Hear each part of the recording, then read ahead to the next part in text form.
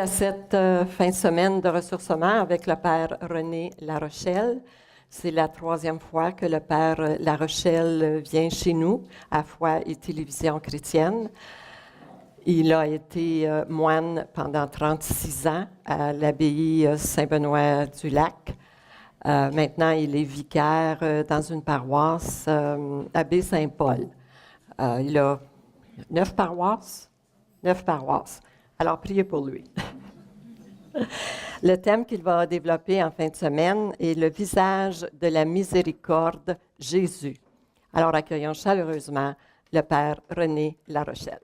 Des fois, on est trop pris à se regarder soi-même et on ne peut pas voir le beau visage de Jésus qui nous aime trop. Et c'est vraiment cette expérience ce soir qu'on vient faire. Et je me mets dans le sillage de notre pape François qui a lancé cette année de la miséricorde pour nous mettre, je dirais, dans cette école nouvelle où Jésus nous montre ce chemin de la délicatesse, de la compassion, de la bonté, de la tendresse les uns envers les autres. Il veut nous sortir de tout ce qui est de l'égalisme, tout ce qui est de la justice, tout ce qui est de condamnation. Et on va le regarder faire. Comment il s'y prend, lui, pour nous donner ce regard qui change tout. Et le pape François, dans le livre « Le nom de Dieu est miséricorde », où il est questionné par un journaliste, il amène cet exemple de la femme adultère. Et cette expérience de Jésus qui rencontre la femme adultère, dans quel contexte que c'est? C'est une femme qui a été prise par son mari et qui... son mari est allé chercher des théologiens, est allé chercher des pharisiens, est allé chercher plein de monde pour mieux accuser sa femme et pour pouvoir réussir à s'en débarrasser. Il y a différentes manières de se débarrasser de quelqu'un de trop. Et il arrive devant Jésus avec ses théologiens, avec tous les accusateurs, ils sont des dizaines et des dizaines, et s'allie à eux sur l'entrée du temple, qui a beaucoup d'espace, beaucoup de monde, qui viennent voir le spectacle. Qu'est-ce qu'ils voient? Jésus est en train d'enseigner. Jésus est en train de montrer le visage du Père. Et il est assis devant ceux qui l'écoutent, et quand il voit arriver les accusateurs qui crient, qui pèsent sur cette femme qui a déjà son fardeau, qui l'ont frappée, qui l'ont battue, qui l'ont écrasée par des accusations et par des paroles et des noms qui lui ont fait tellement mal. Et devant tout le monde, elle perd sa réputation, elle perd la face devant tous et elle est jetée devant Jésus. Et Jésus, devant tant d'accusations, il est déjà assis et se met par terre. Il se met encore plus bas, plus petit, pour que les accusations passent par-dessus sa tête. Dans sa vie, Jésus, il n'y a pas de place pour l'accusation. Pas de place pour l'accusation. Puis nous autres, on est spécialisés souvent sur cet aspect-là de l'accusation. Et Jésus, écrapouti par terre, bien, il trace des traits, comme un enfant qui joue par terre. Il attend que la tempête des accusateurs tombe, qu'elle arrête. Et une fois qu'ils ont mis leurs accusations, puis mis Jésus au pied du mur avec la loi de Moïse qui dit qu'il faut lapider ces femmes-là, qu'il faut les tuer, qu'il faut s'en débarrasser, pourquoi ils n'ont pas amené l'homme avec qui elle a été prise? Pourquoi juste la femme? Pourquoi s'organiser pour une injustice première puis en faire une deuxième injustice? Et c'est ce regard de Jésus qui attend que ces accusations méchantes, injustes, s'apaisent, et là, il se lève. Et Jésus, il ne vient pas mettre du doigt, vous autres, je connais votre vie. Il dit juste, il leur montre son visage qui ne voit que ce qui est beau. Il leur dit à eux, comme à des adultes, comme à des gens responsables, comme à des gens qui savent regarder ce qui est vrai, ce qui est bon, et il leur dit, celui qui n'a jamais péché, oui, il peut lancer la première pierre. Et il ne regarde pas plus longtemps que ça, il reprend sa place par terre. Sa robe est toute pleine de poussière, ça n'a pas d'importance, il est par terre, et assez petit pour que sa présence, son regard n'ait fait peur à personne, qu'il n'accuse pas personne, qu'il n'écrase pas personne. Il est tout petit, à terre, en train de faire des traits, comme nos petits-enfants le font. Et là, il laisse la grâce de Dieu s'accomplir. Parce qu'une parole de Jésus, c'est une parole qui vient pénétrer le cœur. Fait que le cœur de ces hommes, parce qu'il n'y avait pas de place pour les femmes dans cette partie du temple, cette parole de Jésus vient leur percer le cœur, leur montrer tout ce qu'il y avait de négatif, tout ce qu'il y avait d'injustice, tout ce qu'il y avait aussi chez eux d'adultère, d'impureté. Et là, ils se sentent mis à nu devant ce regard qui n'accuse pas, ce regard qui se fait si petit, ils sont démunis. Toute leur connaissance de la loi, toute leur connaissance de Dieu, pour eux, ça n'a plus de force devant une parole qui perce le cœur. La parole de Jésus, le visage de Jésus, le regard de Jésus sur eux n'a mis aucune accusation. Il n'est pas en colère. Il fait juste se lever et leur dire une parole qui donne la vie. Et là, les hommes qui ont tous des cailloux se sont tous armés. Quand on a de la colère, quand on a de l'accusation, on est armé, on est prêt à aller en procès, on est prêt à faire face à nos adversaires. Et là, l'adversaire, c'est la femme et c'est Jésus. Mais Jésus, il est déjà battu d'avance, il est écrapouti par terre. Fait que les cailloux, ça ne marche plus. Et la femme, bien embêtant, on est aussi coupable qu'elle. Les plus vieux s'en vont. Et probablement, parmi ces plus vieux, il y en avait là-dedans qui avaient vécu l'adultère. D'autres avaient désiré le faire. D'autres avaient eu des fantasmes et tout cela. Et Jésus, sa parole a pénétré leur cœur, leur a montré tout ce qu'il y avait de péché en eux. Les cailloux sont tombés. Et l'accusation est tombée. La colère est tombée. La haine est tombée. Ils sont tous partis chez eux. Même le mari qui avait tout organisé cette accusation pour se débarrasser d'une femme de trop, il est parti, libéré de son caillou, de sa colère, de sa haine, de l'accusation envers sa femme qui était injuste. Et là, ils sont tous partis. Une parole qui a mis cette lumière, qui a libéré.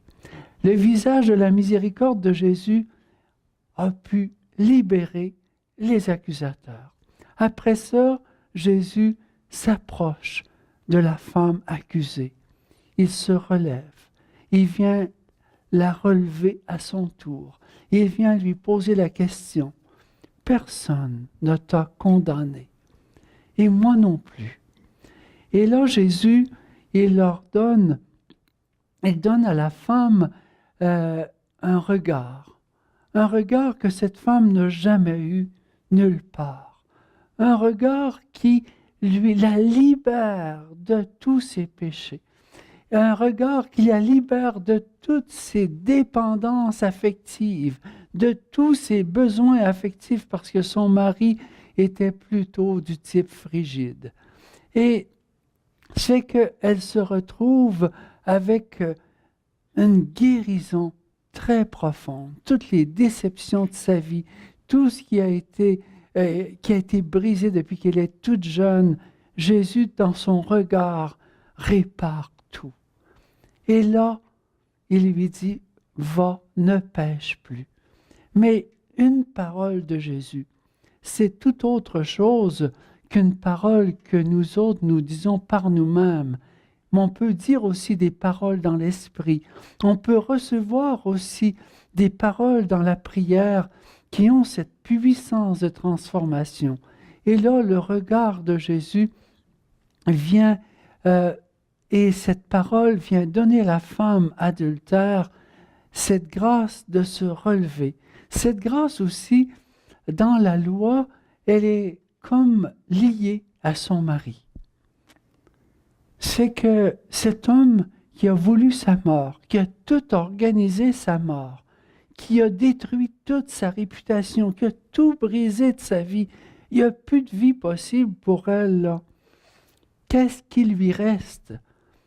Il lui reste ce regard de Jésus sur elle, cette parole efficace de Jésus en elle. Et c'est que tout ce qu'il y avait de péché, Jésus l'a libéré. Et maintenant, il lui a donné son amour à lui.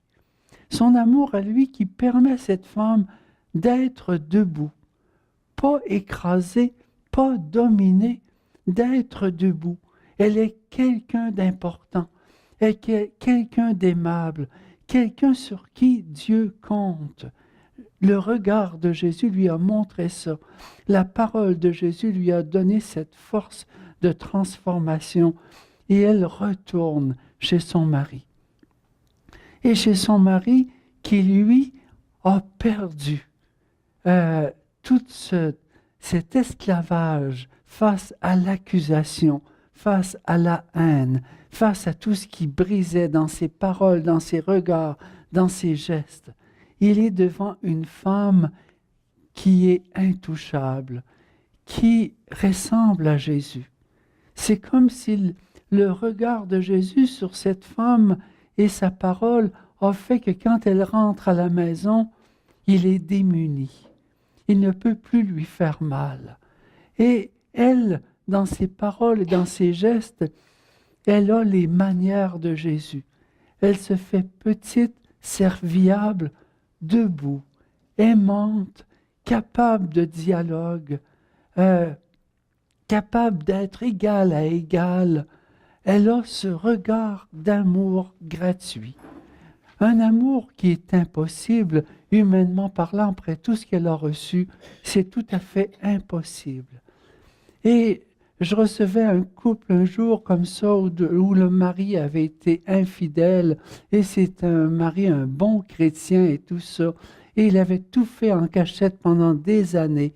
Et sa femme, quand elle l'a su, elle a été bouleversée, tellement brisée qu'elle n'était plus capable de continuer. Et il a fallu qu'un groupe de prière prie sur elle pour avoir la grâce du pardon. Mais après avoir eu la grâce du pardon, elle dit, l'amour, c'est fini. Je ne peux plus l'aimer. Il ne sait pas m'aimer, lui. Je suis incapable de retourner vers lui.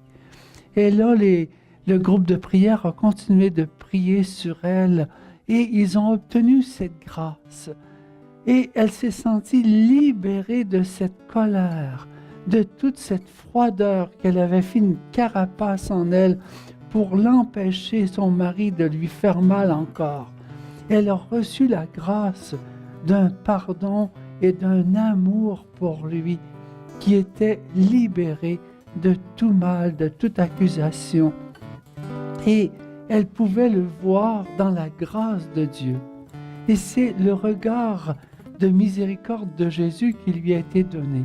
Et c'est ce qu'on voit dans la femme adultère qui sort de ce procès terrible, refaite et capable de guérir le cœur des autres personnes autour d'elle, guérir le cœur de son mari qui va pouvoir faire des pas dans l'amour parce qu'il a une femme transformée. Les voisins, les voisines vont être transformés aussi, les enfants vont être transformés parce que la parole de Jésus aura pénétré en elle et son regard aura complètement changé son cœur et son regard sur la vie. Disciples missionnaires, toi et moi. 3 nouveaux DVD avec Monseigneur Daniel Berniquet. Être disciple nous amène à devenir missionnaire. La joie est le premier don que nous recevons lors de notre rencontre personnelle avec Jésus. Cette joie naît et renaît dans nos cœurs quand nous découvrons que nous sommes les bien-aimés du Père. Pour commander, détail à l'écran. Que tous soient un, afin que le monde croie, avec l'abbé Jacques Cabangou. Le souci de Dieu est de rassembler, d'unifier continuellement ses enfants en une seule et même famille. Du négatif, Dieu apporte du positif. Notre tâche, notre mission, en tant qu'un des 72 disciples, est de ne pas être en contradiction avec Dieu. Ce regard de miséricorde de Jésus, ce visage de miséricorde, il nous le montre dans tous ses engagements, dans toutes ses rencontres. Et des fois, il éduque. Des fois, la personne n'est pas prête à accueillir ce regard de miséricorde et cette parole de miséricorde. Et nous avons dans l'Évangile une autre femme. Avec les femmes, Jésus a vécu de belles expériences de ce type où elles ont beaucoup d'audace. Et ici, nous avons cette rencontre avec la Cananéenne. La Cananéenne qui est une femme qui n'est pas de la foi juive, qui n'a pas cette foi au Dieu unique et qui n'a pas cette pratique religieuse et qui vient chez les Juifs chercher de l'aide. Elle entend parler que Jésus passe pas loin de chez elle et elle a une telle souffrance en son cœur parce que sa fille est sous emprise démoniaque. Alors, elle poursuit Jésus. Et qu'est-ce qu'on voit dans cela? Elle poursuit Jésus qui ne répond pas. Elle crie, elle demande, elle s'y prend de toutes les manières, elle va voir les apôtres, les disciples, pour leur demander, intercéder pour moi, aller demander à Jésus pourquoi il ne m'écoute pas et tout. Parce qu'elle est habituée avec les guérisseurs, est habituée avec les magiciens, est habituée avec toutes sortes de choses, avec leur divinité, et avec des rituels magiques. Et là, elle est devant quelqu'un qui agit tout autrement. Il est le Fils de Dieu. Et pour elle, avant de prendre conscience devant qui elle est, elle pense que c'est un grand guérisseur. Tu sais, il y en a eu de ça, de ces grands guérisseurs. Et là, elle lui court après comme si c'était cela. Mais Jésus, il veut que son cœur change et qu'elle ait ce désir de le rencontrer. Parce que Jésus, lui, ça ne l'intéresse pas de faire des miracles. Puis qu'il n'y ait pas un cœur à cœur. Il a besoin de rencontrer le cœur de cette Cananéenne. C'est que pendant des heures, elle poursuit Jésus. Fait que les apôtres lui disent à Jésus, réponds-lui, ça n'a plus de bon sens, elle est fatigante, on est tanné de la voir autour de nous, mais Jésus ne répond pas. Il continue ses pas. Et au bout de 5-6 heures de marche, parce qu'ils sont en voyage, il s'arrête et il se tourne vers elle. puis il lui dit, je suis venu juste pour les brebis d'Israël, pas pour les étrangères comme toi. Elle ne se laisse pas arrêter. Là, elle commence à voir qu'elle est devant quelqu'un de spécial. Et elle a vu dans le regard de Jésus, son regard sur elle n'est pas comme celui des autres, des guérisseurs, des magiciens ou d'autres. Son regard est venu la pénétrer d'un immense amour, d'une immense bonté. C'est comme s'il avait pitié d'elle, puis il savait tout ce dont elle avait besoin. Et elle est inspirée de lui dire, oui, j'ai besoin vis-à-vis Jésus qui disait que c'est juste pour les brebis d'Israël, mais les miettes par terre, bien, les petits chiens viennent les prendre, puis elle se fait toute petite, comme un petit chien qui vient quémander de ce que Jésus avait à donner. Elle prenait conscience fortement qu'elle était devant un grand prophète, ou même qu'elle reconnaissait le Fils de Dieu.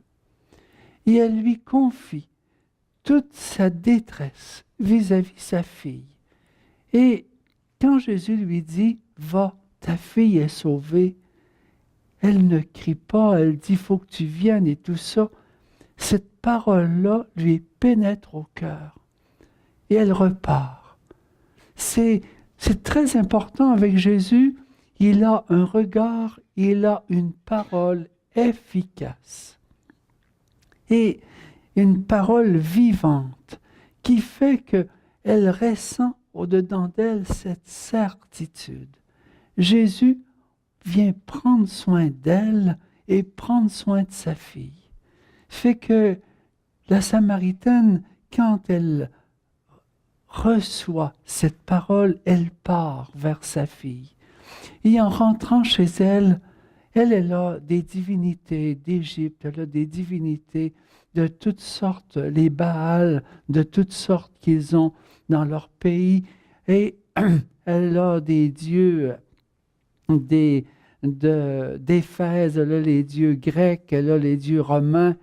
Et là, quand elle arrive chez elle, qu'elle voit sa fille sauvée, bien guérie, elle n'a plus de place pour tous ces dieux. Il n'y a que cette miséricorde de Jésus qui vient guérir sa fille, guérir son cœur, donner sens à sa vie. La miséricorde, ça vient donner un sens. Elle était tellement inquiète. Il n'y avait plus d'avenir pour elle ni pour sa fille. Cette maladie-là, c'était incurable, c'était insoutenable, ça n'avait plus de bon sens, ça brisait tout. Sa fille était toujours malade, était torturée jour et nuit, et elle était déchirée par ce mal. Et là, une parole de Jésus qui transforme tout. Il n'y a plus de place pour tous les autres dieux.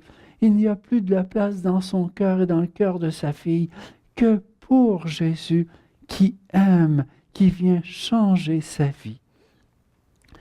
Cette expérience que nous avons à faire pour rencontrer la miséricorde, c'est Jésus vient vraiment nous inviter auprès de lui ce soir parce qu'il est vivant, parce qu'il veut que notre cœur batte au rythme de son cœur, parce que la miséricorde, c'est tout au niveau du cœur, qu'il n'y a pas de place par ailleurs. Et le bon pape François ramène un autre exemple, puis que c'est une parabole que Jésus vient donner dans l'Évangile. Cette parabole du bon Samaritain. Cette expérience, puis le fait que Jésus montre dans le bon Samaritain que c'est une expérience où la personne en détresse, beaucoup de monde ne la voit pas. Et Jésus montre ce bon Samaritain qui, lui, est pressé. C'est un homme d'affaires qui a des rendez-vous, puis il doit aller rencontrer les gens, puis il y a des heures à respecter et tout. Mais quand arrive cet homme qui a été battu, qui a été laissé pour mort dans le milieu du chemin, qui a perdu tous ses biens, on lui a tout volé, eh bien, il n'a plus de pensée que de désir, que de soulager cet homme. C'est que Jésus nous montre bien dans l'exemple du bon Samaritain son cœur à lui, son regard à lui.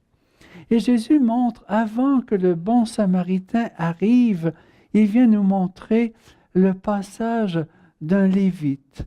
Les Lévites, c'est eux qui s'occupent des choses saintes, qui s'occupent des affaires du bon Dieu, qui s'occupent de l'Église, qui s'occupent de tout l'entretien, l'administration, l'organisation de l'Église. Et c'est parmi eux que se retrouvent les prêtres. Il nous montre un de ces hommes pour qui Dieu est très important, mais dont les affaires sont trop pressantes. Il fait un détour et il ne regarde pas l'homme qui a besoin. Et il montre un prêtre qui, lui, est habitué d'entendre les souffrances et les besoins de tant de monde. Mais le prêtre, ce jour-là, il a un rendez-vous avec son évêque, il faut qu'il aille voir. Mais là, c'est un prêtre juif, là. Il faut qu'il aille voir son supérieur, puis il n'a pas le temps de s'occuper de ce malade-là. Il fait un détour. Et Jésus montre un Samaritain que les Juifs diminuent parce que ce sont des étrangers qui ont pris la parole de Dieu, qui l'ont interprétée à leur manière et qui se sont fait un temple à leur manière et que les Juifs prennent pour des pas grand-chose. 3 nouveaux DVD avec le Père Yvan Mathieu, Être disciple selon l'Évangile de Jean. Qui a été notre Jean-Baptiste? Sommes-nous des Jean-Baptistes pour les autres? Dieu ne cesse de chercher des cœurs pour l'aimer. Père Mathieu fait aussi un lien très intéressant entre le jardin d'Éden et le jardin près du tombeau où Jésus a été déposé. Pour commander, détails à l'écran.